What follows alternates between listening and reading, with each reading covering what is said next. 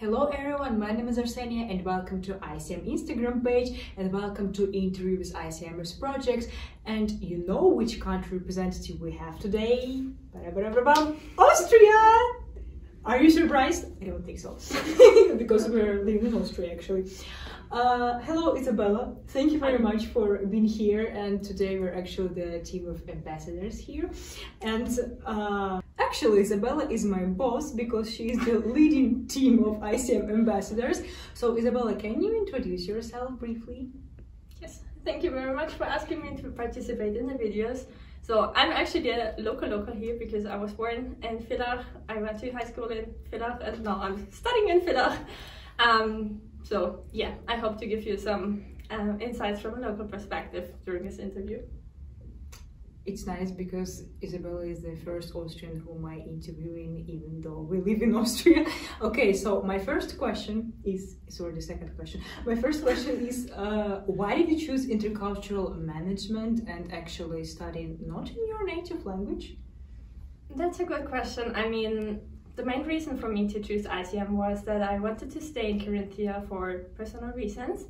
And then I was just looking at all the study programs we have here in Carinthia themselves. And ICM just convinced me because of the internationality we have here. Also the fact that we can study languages, for example, next to business. So it was like a degree that is not just theory and business itself, but you have like all the specialization classes with intercultural communication, intercultural teamwork, where you can gain a lot of skills. And therefore I decided to do ICM. Honestly, I was very afraid to study in English in the beginning, but that's another story. That's what I wanted to say actually. I think people who are starting the studying in their second language, living in the country when they can study, are really brave people, because I don't think so that I would choose faculty in English living in Ukraine. So Isabella, you're so brave. Well, in this international environment, do you have Austrian classmates? And with whom do you usually interact the most? With internationals or with Austrians, if you have any in your class? We have 4 Austrians in the class, including me. So, but I think the communication is quite balanced, you know? It's not like that I just speak to Austrians because they speak the same language. I chose to study in this program because of the internationality, so it's very nice also to talk, of course, to the international students. The only thing when I talk more to Austrians is, I think, if there's like a clarification question or something I did not fully understand, because it's easier and also sometimes faster in German. But do you actually have a feeling that you're studying at the Austrian university with this amount of international in your class? Or do you already have your specific ICM culture in your class? I think it's like a different world for me to come here because it's very international. I'm not speaking a lot in German, so it feels very different. Also, when I'm outside with my international study colleagues, like I went even to kindergarten here in St. Magdalene, you know, we did like all these walks as many people around here, and then we did walks again during like breaks we had at university or even during classes. And it just feels very different because back then I was like just part of the general public, the Carinthian public, and now if I'm like also in the city center, I'm speaking a different language. I'm part of the people who I personally, as an Austrian, I'm always interested in hear which languages do they speak, if they speak another language, maybe where are they from, and I would usually ask these questions, and now I'm part of that other group speaking another language, and it's just more conscious. Everything I see when I'm outside with internationals, it's like usually I walk through the city center without even noticing. But when I'm there with internationals, I'm more conscious about everything and maybe look at it from a slightly different perspective. Yeah, and in this way nobody knows that you speak German, so you can understand people when they are talking about you. And do you feel like you're kind of a tour guide to Austrian culture for your international classmates? I mean, I'm happy to answer questions if there are some, but I think that really Austrian culture is not that present in our study program. Of course, we have like Austrian professors who are also more used to the Austrian style of teaching and so on. But in the end, I think that it's more about the internationals themselves. And I, as an Austrian, came here not to learn more about the Austrian culture, but about others. And then, of course, we also have some funny stories or whatever from the Carinthian side, the Austrian side. So I think there's a nice exchange. Can you tell us about any challenges that you faced as an Austrian student at CUAS, and how did you overcome them? I mean, I think the first challenge for me started even before applying, since I knew I would apply to an English-speaking program, and the interview would be in English, and then I was like, oh my god, the interview is going to be in English! But then I told myself, if I want to study in English, maybe you should do the interview in English. And in the end, I realized it was not such a problem, because we, of course, had English classes in high school. Maybe I was not that confident talking back then, but in the end it turned out to be easier than I expected. And also another issue I had, especially in the beginning during the first semester, I felt like I could express myself in English without any problems. People would understand me, but still I could not 100% express my thoughts. Like it would have maybe a slightly different meaning that I have in my head, and that it was a bit disappointing in the beginning, I have to say, simply because I felt like I was missing a part in the conversation. But I don't know if I got used to it. I probably also improved my English during the 2 years here now. So after the first semester, it was totally fine. But overcoming this fear of really speaking English took me some time. The thing that we discussed before this interview actually is that we almost don't have a natives in our classes. I don't know, like in your semester, but in our semester we don't have natives at all for now, and that's why you feel, I would say, more confident, understanding that all people make mistakes, and even professors sometimes, which is completely okay. So if you are struggling to apply to the university abroad only because of the language barrier, don't worry. And as we mentioned in the previous interview, we don't grow when we are comfortable. Are there any specific aspects of CUAS educational system that you find unique or different from your previous educational experience in Austria? Yes, I mean, I only attended an Austrian high school, so I've never been studying at a regular university in Austria. But of course, I know how the system works. I also have heard about many experiences from my friends who are studying at regular universities. So I think the main difference, or the most significant difference, is of course that here as a University of Applied Sciences, you have to be in presence on site, you have to be present on site. So I think the main thing about the university here is that you're supposed to attend your classes in person. You're even supposed to attend all of your classes. It's also a lot more likely organized like school, you know. You have smaller groups. It's like active participation is very appreciated. So I think that is just the main difference, also because it's a University of Applied Sciences and not a regular university. Exactly. Then we also have a lot of practical examples included in our courses. So when I think of the second semester, we had the Global Case Study Challenge, then we had like projects, we had project management, which we did with the class, within the class itself, with the real company.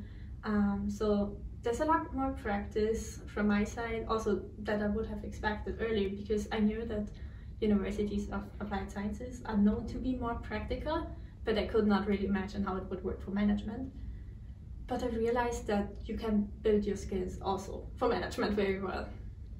Yeah, and as far as I know, University of Applied Sciences is usually, so we have 3 years education in comparison with the basic universities. How many years do you know? 3. Usually 3. Or only minority is able to finish their courses within 3 years.